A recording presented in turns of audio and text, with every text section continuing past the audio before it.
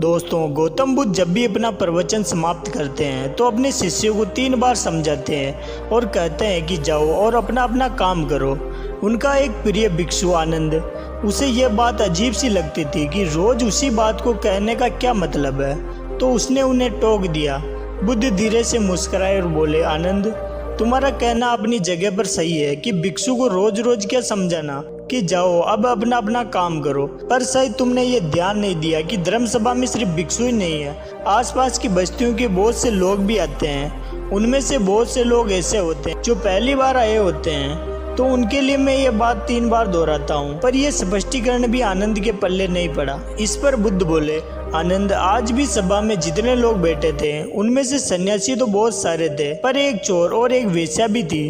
कल तुम ऐसा करना कि किसी एक सन्यासी उस चोर और वेश्या से जाकर मिलना और उनसे पूछना कि मेरी बातों का तुमने क्या अर्थ ग्रहण किया है। यह सुनकर आनंद और आश्चर्यचकित हुआ कि इतने लोगों की भीड़ में बुद्ध ने चोर और वेश्या को एक नज़र में कैसे पहचाना, और भला मैं कैसे जानूंगा कि वो चोर और वेश्या कहाँ रहते हैं। बुद्ध उसके मन की बात समझ गए। उन्होंने आनंद को चोर और वेश्या के बारे में बताया और जाकर आराम करने को कहा।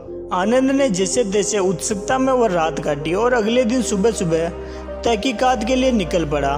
सबसे पहले वो एक सन्यासी के घर पहुंचा जो बुद्ध धर्म की सभा में नियमित रूप से आता था। आनंद ने उससे पूछा, रात्रि सभा में बुद्ध ने जो आखिरी वचन कहे कि अब जाकर अपना अपना काम करो, आपने उससे क्या सीखा? इस पर वह भिक्षु बोला, इसमें सीखने वाली क्या बात है? भिक्षु का नियत कर्म, शाम का ध्यान, अल्प भोजन और विराम। मैंने कल भी वही किया। आनंद को पता था कि भिक्षु से उसे यही उत्तर प्राप्त होगा, अतः वह मुस्कुराया और चोर के घर की ओर निकल पड़ा। पूछते पूछते वो चोर के घर पहुंचा। चोर उस समय सो रहा था। उसे उसके घर वालों ने जगाया और बताया कि भिक्षु आनंद उससे मिलने आए। ये सुनकर चोर चौंक उठा और हाथ जोड़कर आनंद के सामने हाजिर हो गया। आनंद ने अपना सवाल दोहरा दिया, रात्रि सभा में बुद्ध ने जो आखिरी वचन कहे कि अब जाकर अपना अपना काम करो, आपने उससे क्या सीखा? चोर विनम्र शब्दों में बोला, भिक्षु, बुद्ध तो अंतर्यामी है, इसलिए आपसे क्या छिपाना। मैं कल रात पहली बार बुद्ध की धर्म सभा में गया और उनसे प्रवचन सुने। मेरा तो जीवन ही सफल हो गया। बुद्ध के प्रवचन सुनने के बाद मैं उनके कहे अनुसार अपने काम यानी चोरी करने निकल पड़ा, और कल इतना तगड़ा माल हाथ लगा कि अब आगे मुझे चोरी करने की जरूरत नहीं पड़ेगी। अब मैं अपना जीवन आराम से काट सकता हूँ। चोरी की बात सुनकर आनंद हैरान रह गया। वह वहाँ से उठा और वेश्या के घर की ओर चल पड़ा। वेश्या आनंद को देखते ही पहचान गई। उसने आनंद को प्रेम पूर्वक घर के भीतर बुलाया और उसके लिए जलपान लेकर आई। जलपान ग्रहण करने के बाद आनंद ने वेश्या के सामने भी अपना सवाल दोहराया। ये सुनकर वेश्या बोली, भिक्षु, भगवान बुद्ध ने अपने प्रवचन के अंत में कहा कि जाओ अपना अपना काम करो।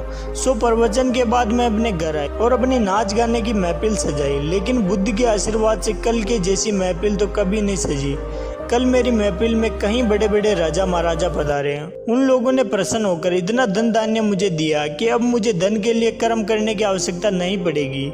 आनंद की आश्चर्य की सीमा न रही। वो वहाँ से वापस महात्मा बुद्ध के पास गया। उसने बुद्ध को जाकर प्रणाम किया और उन्हें सारी बात कह सुनाई। बुद्ध बोले, आनंद, इस संसार में जितने भी व्यक्ति है सबके मस्तिष्क अलग अलग है।